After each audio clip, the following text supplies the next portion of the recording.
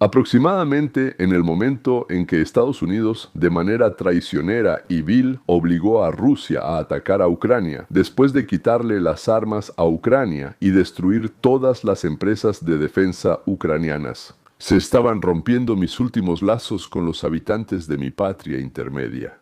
Con algunos no podíamos hablar porque afirmaban que en Ucrania solo viven fascistas. Algunos simplemente tenían miedo de hablar por teléfono y otros empezaban poco a poco a caer bajo la propaganda que los estaba zombificando, y el sentido de hablar con personas con años de amistad se perdió.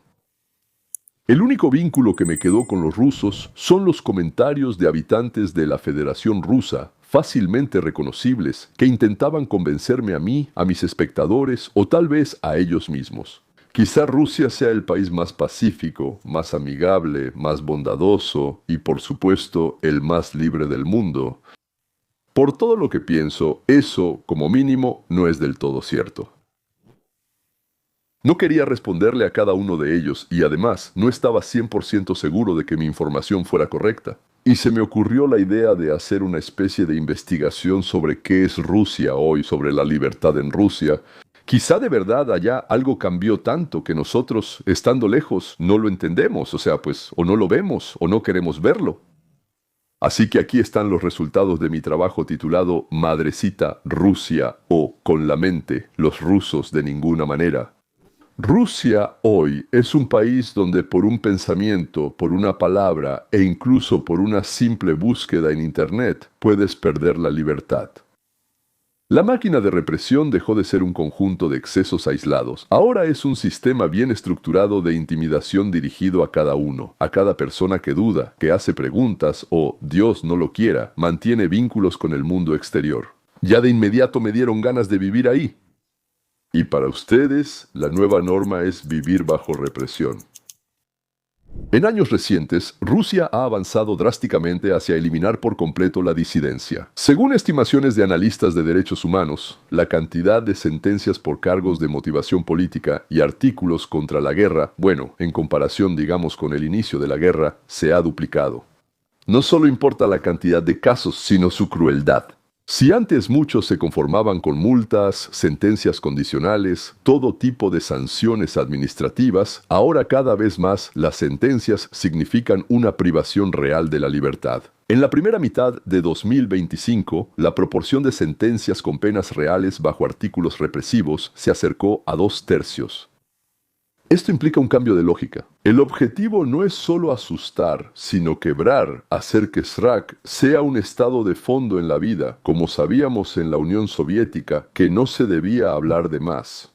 El proyecto analítico RE-RASHA, basado en estadísticas judiciales oficiales, mostró cuán rápido está creciendo la cantidad de sentencias motivadas políticamente según su índice de represión, el número de condenados bajo el llamado conjunto represivo de artículos. Esto es traición, terrorismo, extremismo, noticias falsas y desacreditación del ejército. ¿Entiendes de lo que estoy hablando? Se ve así. En el año 21, 1.120 personas. En el año 24, 2.120 personas. Y en el primer semestre del año 25, ¿cuántos ya? Tienes razón, 2.000 personas. Aún más importante es cómo cambia la severidad de los castigos, la proporción de sentencias con pena de prisión real por estos artículos. En el año 21, 40%, en el primer semestre del año 25, 67%. Esto refleja la práctica típica de la policía de voz.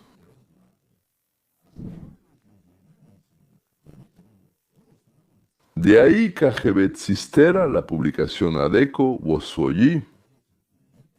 Siguen las pruebas. Inician casos por desacreditar al ejército. El teléfono como prueba de culpabilidad. Hoy en Rusia, el teléfono dejó de ser un espacio personal. El sistema de control digital, adoptado de China y creado antes de la guerra, se volvió una herramienta completa de vigilancia masiva tras 1922. Revisar teléfonos en calles, manifestaciones, transporte, retenes y sobre todo en la frontera se volvió alarmante. Se abren causas penales no solo por publicaciones públicas. Un motivo puede ser un repost, un like, un meme en el chat familiar e incluso una conversación privada. Si la investigación considera que ahí hay desacreditación del ejército o difusión de noticias falsas sobre las acciones de las Fuerzas Armadas. O sea, escribiste la verdad y de inmediato eres un enemigo. Imaginen una escena cotidiana. Una persona va de vacaciones, lo detienen en ese retén, ¿cómo se llama? Va en su auto y lo detiene ese mismo retén. Revisan, le piden que desbloquee el teléfono, revisan los mensajes, encuentran una broma sobre la guerra y se pone en marcha la cadena de peritajes, actas e interrogatorios. Editor, delito, lectura.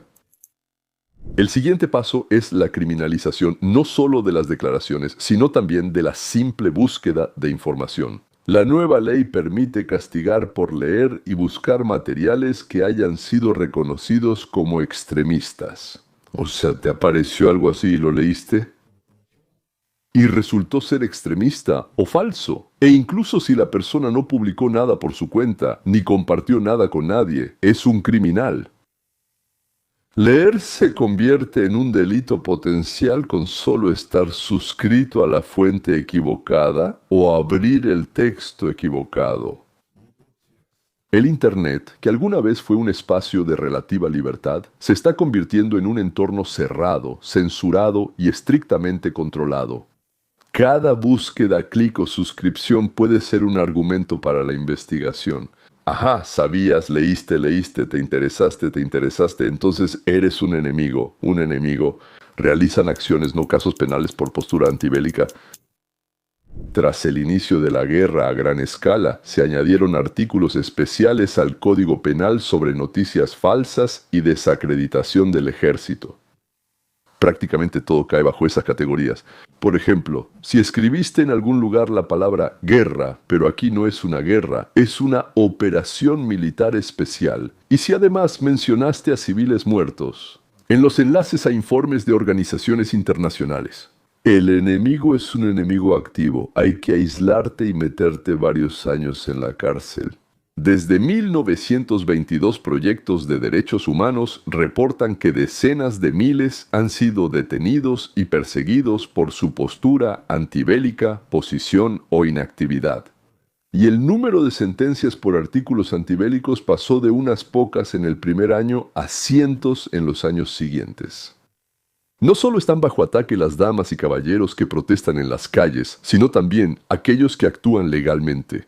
Allí, los políticos, activistas y diputados locales abren casos contra los miembros del partido antibélico. Por dar entrevistas a organizaciones no deseadas, por compartir enlaces a datos internacionales sobre víctimas y, Dios no lo quiera, por discusiones en chats públicos.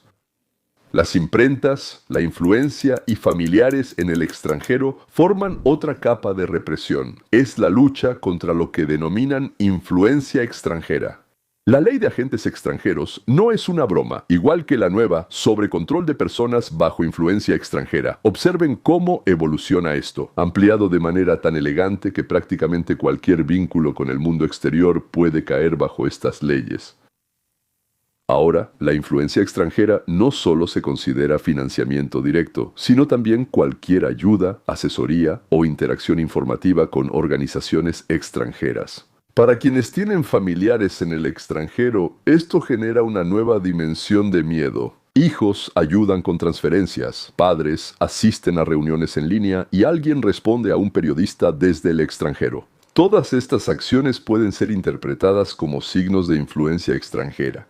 No, el estatus de agente extranjero no es solo una etiqueta, es una restricción para ejercer una profesión, participar en la vida pública y hacer operaciones económicas normales. Bueno, de nuevo, todo eso existe en China, simplemente lo tomaron de China. Al final, la familia se enfrenta a la elección de mantener lazos estrechos con quienes se fueron, arriesgándose a caer bajo la rueda del sistema represivo o distanciarse para minimizar la atención de las autoridades. Eso es exactamente lo que el régimen busca, hacer que el espacio exterior sea tóxico, convertir la migración de los miembros de la familia en un estigma. Y por supuesto golpear no solo a quien se fue, sino también a quienes se quedaron. Allanamientos y acceso total a la vida privada. Las represiones ocurren no solo en tribunales y sentencias, sino también de forma física y tangible. Los allanamientos ocurren en casas de periodistas, defensores de derechos humanos, activistas, acusados de justificar el terrorismo, difundir noticias falsas contra la guerra o incluso quienes llamaron la atención de autoridades. Un allanamiento no es solo la búsqueda de pruebas, también es una demostración de fuerza. Llegan temprano, derriban la puerta, revuelven el departamento y se llevan teléfonos, computadoras y acceden a fotos, mensajes y documentos personales. Bueno, es una señal, ¿verdad? El Estado puede entrar a tu casa en cualquier momento y llevarse lo que sea, incluso tu sensación de seguridad. Paralelamente, aumentan los poderes de la policía y los servicios de inteligencia. Las nuevas normas legales permiten restringir el movimiento, el acceso al dinero, controlar las operaciones bancarias y en algunos casos entrar físicamente a tu vivienda en cualquier momento sin control judicial. Así se forma una nueva realidad, en la que la persona vive bajo una especie de registro condicional constante sin saber cuándo ese régimen condicional se volverá real. ¿Para qué sirve esta máquina? Todos estos pasos tienen una lógica interna bastante clara. En primer lugar, el sistema represivo sirve a la guerra. Llevar a cabo un conflicto prolongado, costoso e impopular, sin una discusión abierta sobre su sentido y su precio, solo es posible bajo condiciones de estricta censura e intimidación. Cualquier pregunta sobre los objetivos de la guerra, sobre las pérdidas, sobre la corrupción en el ejército, automáticamente se percibe como una amenaza para el régimen, y de hecho lo es. En segundo lugar, esta es una estrategia de miedo preventivo. Un término bonito, sí, miedo preventivo. El aumento de la proporción de sentencias de prisión reales muestra que las autoridades están pasando deliberadamente de formas suaves de presión a formas más duras. El objetivo no es solo castigar a los disidentes, sino crear un campo informativo en el que la mayoría ni siquiera quiera, simplemente no se atreva a convertirse en disidente. Volverse curioso, querer leer algo, querer saber algo y Dios no lo quiera, enterarse de algo. Además, ayuda a controlar la emigración y la diáspora. A los opositores los expulsan al exterior, pero mediante leyes sobre agentes extranjeros e influencia extranjera mantienen como rehenes a quienes permanecen dentro del país. La conexión con el exterior se vuelve una herramienta de chantaje. Allá a donde te fuiste hay libertad, sí, pero aquí está tu familia, así que piensa un poco en qué es más importante para ti. La realidad rusa de hoy es un mundo en el que una llamada telefónica, una transferencia desde el extranjero, una suscripción al canal equivocado o simplemente el deseo de conocer la verdad pueden convertirse en un detonante para un caso penal. Es un mundo donde el Estado crea intencionalmente una infraestructura de miedo para los próximos años, conectando guerra, política interna y vida personal en una sola cadena de control. Y mientras esta máquina sigue ganando impulso, a cada persona le queda la misma pregunta: ¿cómo vivir cuando ahora incluso el silencio, ya no garantiza la seguridad? Aquí está mi pequeña investigación, una libertad muy poco científica en la patria de la parálisis más progresista del mundo. El Führer, o líder, o el primero entre iguales, o simplemente el más igual de todos, en algún lugar en los cielos. Y todo el sistema está construido de tal manera que nadie siquiera se atreva a pensar que sus decisiones pueden ser incorrectas o, Dios no lo quiera, perjudiciales para el sistema. No importa quién sea el Führer, lo importante es que exista y que haya que obligar a la gente a rezar por él. Y si no rezas, si no gritas hasta quedarte afónico, si no lloras de felicidad cuando pronuncias su nombre, te pudrirán y de paso te devorarán. Así fue con Iván el Terrible, con Boris Godunov, con los Romanov y los Ryurikovich, con los Miloslavski, creo yo, y los Svetogor, con los Brezhnev y los Molotov, y Djugashvili, y Putin, y Nikolai Sergeyevich. Y así será, incluso si al trono sube Abraham Moiseyevich, sea quien sea.